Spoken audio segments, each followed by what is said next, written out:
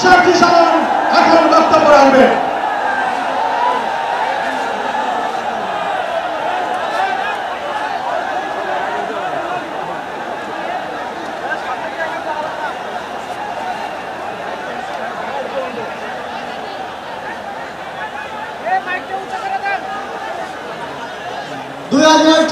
সালের ছাত্র জনতার অভ্যুত্থানের আমার সহযোদ্ধারা, আপনারা কেমন আছেন?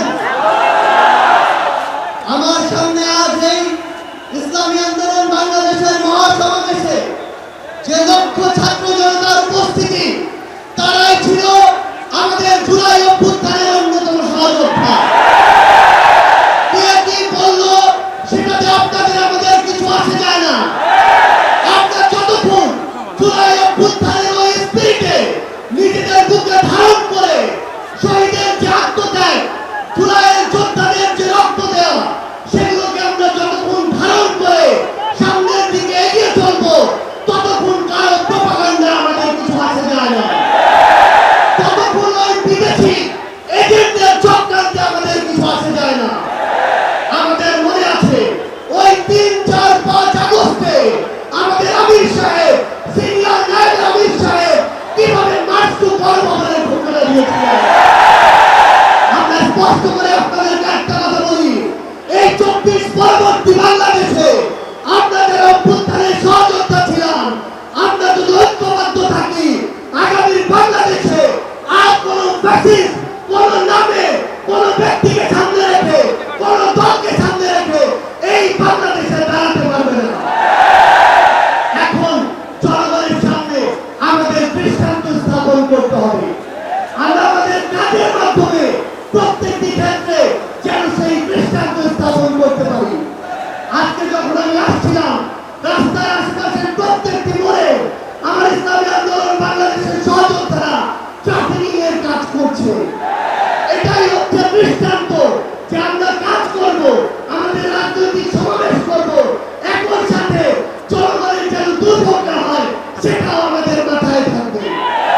আমরা এর আগেও দেখেছি এই মাঠে প্রোগ্রাম হয়েছে, প্রোগ্রাম শেষ করে মাঠের প্রত্যেকটি ময়দানকে পরিষ্কার করা হয়েছে।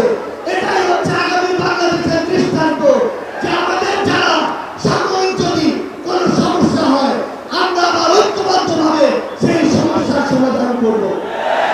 একটা জিনিস মনে রাখতে হবে, এই অভ্যুত্থানে আপনারা যখন ঢাকার গুরুত্বপূর্ণ পয়েন্টগুলো থেকে শুরু করে দেশের বিভিন্ন রণক্ষেত্রে অংশগ্রহণ করেছেন, আপনাদেরকে পাঞ্জাবি পায়জামার টুপি দেখে টার্গেট কিলিং করা হয়েছে। আমার মাদ্রাসার অসংখ্য ভাই এই টার্গেট কিলিং এর শিকার হয়েছে। আগামী বাংলাদেশে কেউ যেন কাউকে ট্যাগিং করে টার্গেট কিলিং এর শিকার না করতে পারে, সে বিষয়ে আমাদের ঐক্যবদ্ধ থাকতে হবে।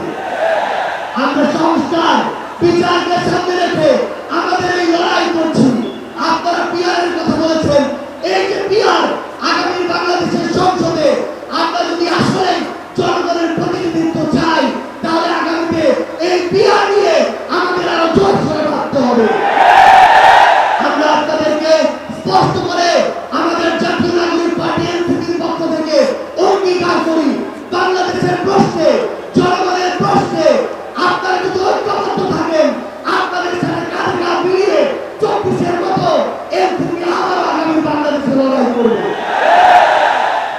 আমাদের এই বাংলাদেশের 24-এর অভ্যুত্থানের স্পিরিটের প্রশ্নে, ওই খুনিদের বিচারের প্রশ্নে, রাষ্ট্রের সংস্কারের প্রশ্নে আমরা ঐক্যবদ্ধভাবে এগিয়ে যাব। আমরা যতদিন ঐক্যবদ্ধ থাকবো, ততদিন এই বাংলাদেশে আর কোনো হাসিনা মাথা উঁচু করে দাঁড়াতে পারবে না। ইনশাআল্লাহ আপনাদের সাথে আমাদের আবারও দেখা হবে রাজপথের লড়াইয়ে অথবা বিজয়ে। ততদিন পর্যন্ত সত্যের সাথে থাকবে,